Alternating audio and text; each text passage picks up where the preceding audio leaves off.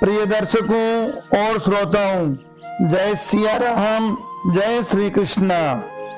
बृहस्पति जी महाराज गुरुदेव गुरुवार के दिन अमुक भक्त और भक्तिमती माताएं बृहस्पतिवार का व्रत करते हैं और करना भी चाहिए।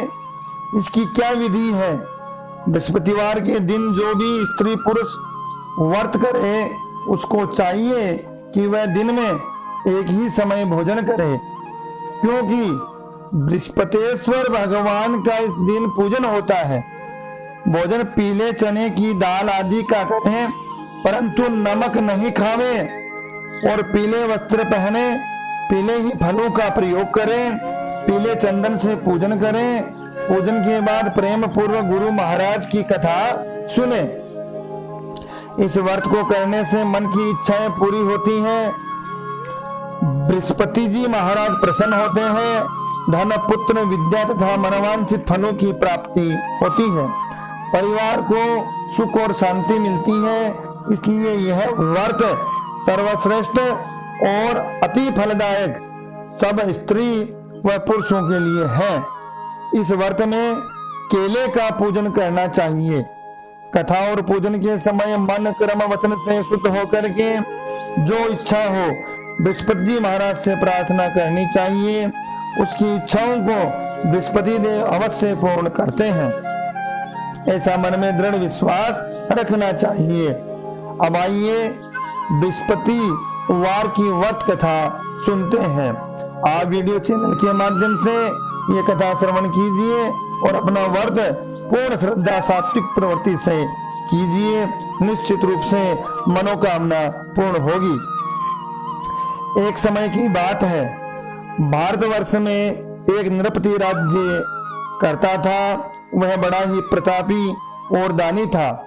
वह नित्य प्रति दिन मंदिर में दर्शन करने जाता। वह ब्राह्मण और गुरु की सेवा किया करता था। उसके दरवाजे से कोई भी निराश होकर नहीं लौटता तथा वह प्रत्येक गुरुवार को व्रत रखता एवं पूजन करता। हर एक दिन गरीबों की सहायता करता था, परंतु यह सब बातें उसकी रानी को अच्छी नहीं लगती थी। वह न व्रत करती, न किसी को एक दमड़ी तक दान में करती तथा राजा से भी ऐसा करने को मना किया करती थी। एक समय की बात है, राजा तो शिकार खेलने वन को गए हुए थे। घर पर रानी और दासी थी। उस समय गुरु बृहस्पति जी एक साधु का रूप धारण करके राजा के दरवाजे पर भिक्षा मांगने गए। भिक्षा मांगी तो रानी कहने लगी, हे साधु महाराज, मैं इस दान और पुण्य से तंग आ गई हूँ। मेरे से तो घर का कार्य ही समाप्त नहीं होता। इस कार्य के लिए तो मेरे पतिदेव ही बहुत हैं। अब आप इस प्रकार की कृपा करें कि वह सब धन नष्ट हो जाए और मैं आराम से रह सकूं। कोई दान लेने वाला आए नहीं। साधु बोले कि हे देवी, तुम तो बड़ी विचित्र हो। संतान और धन से कोई दुखी नहीं होता, इसको सभी चाहते हैं। पापी भी पुत्र की और धन की इच्छा करता है।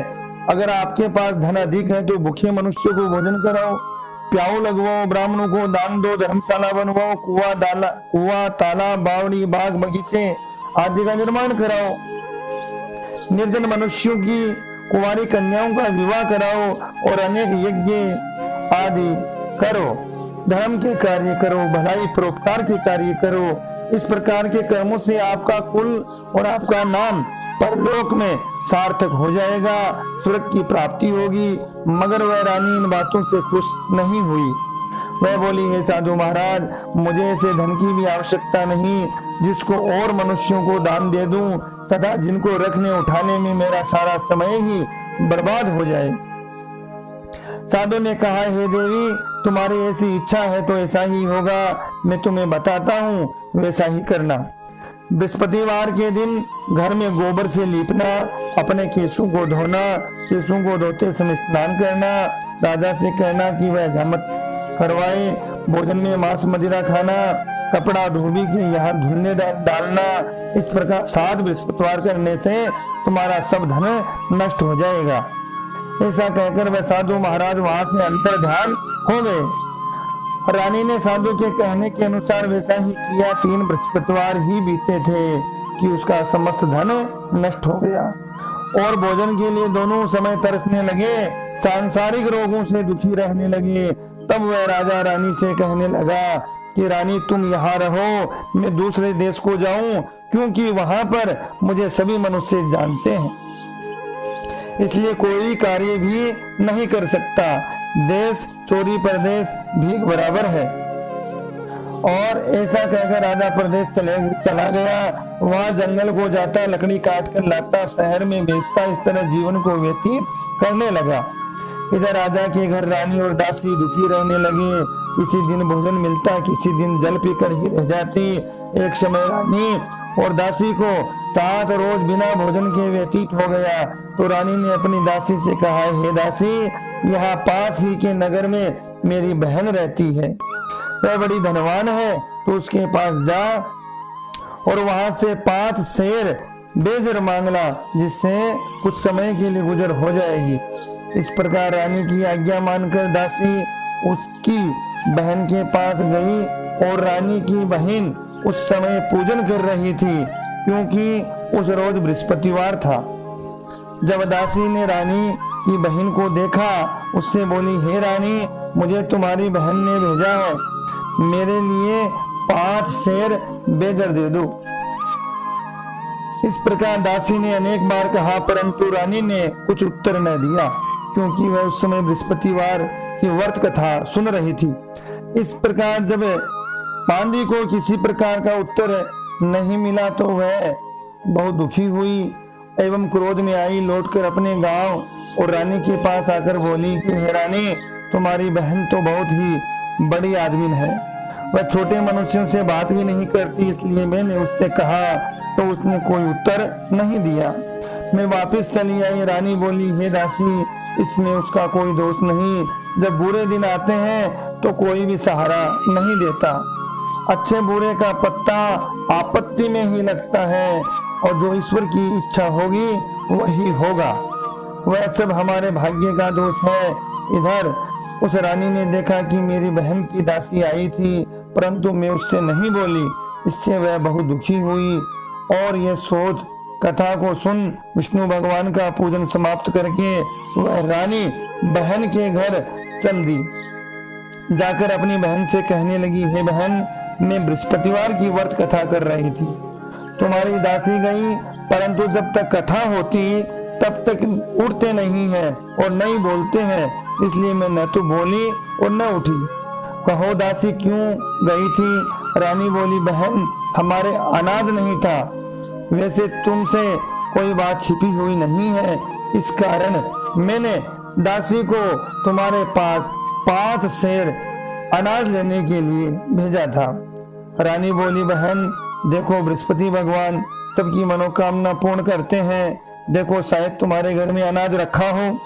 इस प्रकार का वचन जब रानी ने सुना तो घर के अंदर गई तो वहां उसे एक घड़ा अनाज का भरा हुआ मिल गया। तब तो वह रानी और बांदी को बहुत ही खुशी हुई।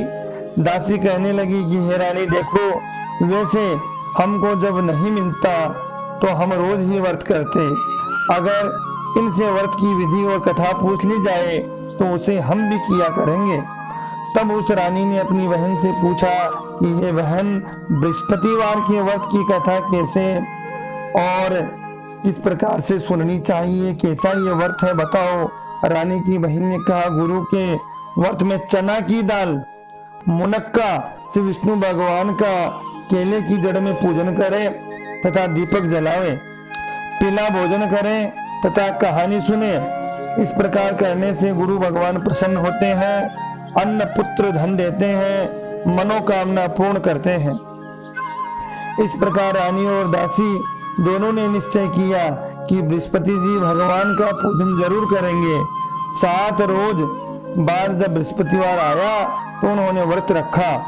गुड़साल में जाकर चना गुड़ बिन लाई, उसकी दाल से केले की जड़ का तथा विष्णु भगवान का पूजन किया। अब भोजन पीला कहाँ से आवे? बेचारी बड़ी दुखी हुई, परंतु उन्होंने व्रत किया। इस प्रकार गुरु भगवान प्रसन्न थे 2 थालों में सुंदर पीला भोजन लेकर आए। दासी को देकर बोले, हे दासी, ये तुम्हारी और रानी के लिए भोजन है, तुम दोनों करना। दासी भोजन पाकर बड़ी प्रसन्न हुई। रानी से बोली, चलो रानी जी भोजन कर लो। रानी इस विषय में कुछ पता नहीं था, इसलिए वह दासी से बोली, तू ही भोजन कर, क्योंकि तुम हमारी हंसी उड़ाती है। दासी बोली कि एक महात्मा भोजन दे गया। रानी कहने लगी, वह भोजन तेरे लिए दे गया होगा। नहीं, वह महात्मा 2 थालों में भोजन दे गया है, इसलिए हम और तुम दोनों ही साथ साथ भोजन करेंगी। इस प्रकार रानी और दासी दोनों ने गुरु भगवान को नमस्कार करके श्री विष्णु भगवान का जय घोष करके भोजन करना प्रारंभ किया। प्रत्येक बृहस्पतिवार को गुरु भगवान का व्रत और विष्णु भगवान का पूजन करने लगी। बृहस्पति जी भगवान की कृपा से फिर रानी और दासी के पास धन हो गया। रानी फिर उसी प्रकार से आलस्य करने लगी। तब दासी बोली, देखो रानी, तुम पहले भी इस प्रकार आलस्य करती थी, तुम्हें धन के रखने में कष्ट होता था, इस कारण सभी धन नष्ट हो गया। और गुरु भगवान की कृपा से धन मिला है तो फिर तुम्हें आलस्य होता है। बड़ी मुसीबतों के बाद हमने ये धन पाया, इसलिए हमें दान पुण्य करना चाहिए तथा भूखे मनुष्यों को भोजन कराओ, प्याऊ लगवाओ, ब्राह्मणों को दान दो, कुआं, तालाब, बावड़ी आदि का निर्माण कराओ, मंदिर पाठशाला बनवा कर दान दो, कुंवारी कन्याओं का विवाह कराओ, धन का शुभ धन कर्मों में खर्च करो, जिससे तुम्हारे कुल का यश बढ़े, स्वर्ग प्राप्त हो, पितृ देवता प्रसन्न हो। तब रानी ने इस प्रकार कर्म करने प्रारंभ कर लिए तो काफी यश फैलने लगा। एक दिन रानी और दासी विचार करने लगी, न जाने राजा किस प्रकार से होंगे, उनकी कोई खबर नहीं। गुरु भगवान से उन्होंने प्रार्थना की और भगवान ने रात्रि में राजा को स्वप्न में कहा कि हे राजा, उठो, तेरी रानी तुझको याद करती है, अपने देश को चलो। राजा प्रातःकाल उठा और विचार करने लगा कि स्त्री जाति खाने और पहनने की संगीन होती है, पर भगवान की आज्ञा मानकर वह अपने नगर के लिए चलने को तैयार हुआ। इससे पूर्व जब राजा परदेश चला गया तो परदेश में दुखी रहने लगा। प्रतिदिन जंगल में ही लकड़ी बीन कर लाता, उन्हें शहर में बेचकर अपनी दुखी जीवन को बड़ी कठिनता से व्यतीत करता था। एक दिन राजा दुखी हो अपनी पुरानी बातों को याद करके रोने लगा।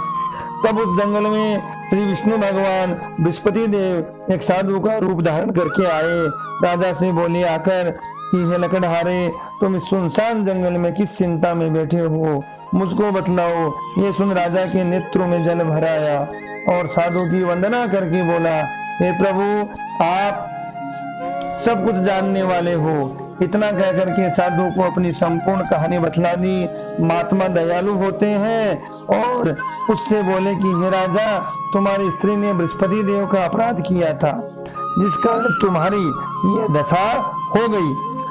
अब तुम किसी प्रकार की चिंता मत करो, भगवान तुम्हें पहले से अधिक धनवान करेगा। देखो, तुम्हारी स्त्री ने भी गुरुवार का व्रत प्रारंभ कर दिया है और तुम मेरा कहना मान करके बृहस्पतिवार का व्रत करके चने की दाल गुड़ जल के लोटे में डालकर और केले का पूजन करो, फिर कथा कहो। सुनो, भगवान तेरी सब कामनाओं को पूर्ण करेगा। साधु को प्रसन्न देख करके राजा बोला, हे प्रभु, मुझे लकड़ी बेचकर इतना पैसा नहीं मिलता जिससे भोजन करने के उपरांत कुछ बचा सकूं।